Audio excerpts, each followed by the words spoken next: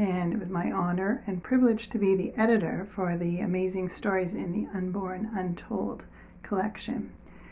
I think, like a lot of people, I for many years felt really heartbroken and a real heaviness about the number of abortions that were happening in our country, and not just for the babies, but for all the people affected by each child, each life that those numbers represented. But Ruth Coghill and I have been friends for many years, and so when she approached me with this idea that she'd had about collecting stories of people who have been affected by abortion, just something resonated really deep inside me, and I knew that this was the project that we were meant to do together. We immediately began praying for people that Ruth might hear about or connect with that would have a story to share that we could approach. The timeline was a little bit of an issue. It was February when Ruth approached me, and she felt very strongly about the book coming out before the federal election that fall.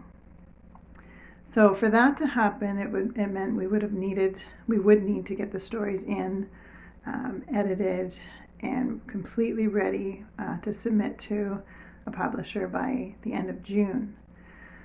So that was the first hurdle that we faced, because normally a project like this would take a year or maybe two to put together. But again, we felt strongly this was God's plan, that it was His timing. And so we just started to pray that God would bring names forward, that Ruth would hear about people or be led to people through others who were meant to share their stories in this book.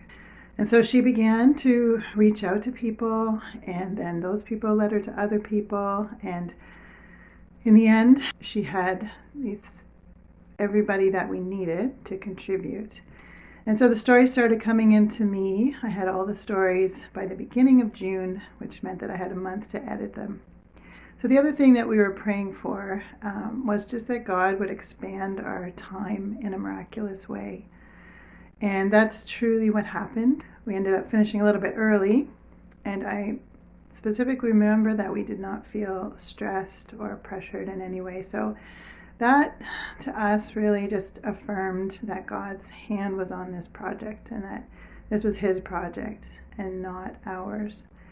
So I was so moved as I read the stories, just how difficult this decision was for so many of the women in particular were young.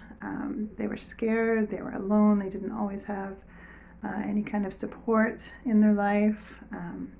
And there were the men that were involved and grandparents, and I was just reminded over and over of the ripple effects of the choices that we make. And another prayer that was uppermost in our minds was that as we put these stories together and as we wrote the prologue and the editor's note and all of that, that the final product would not be political, and very importantly, that it would not come across as judgmental.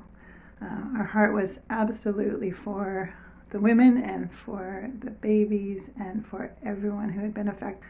So we continue to hope and pray as the unborn movement gains momentum, as God continues to work and to move, that will be the message that people take away from it, that it's not about judgment and it's not about condemnation, it's about God's grace and His healing. Ask all of you to join with us in prayer.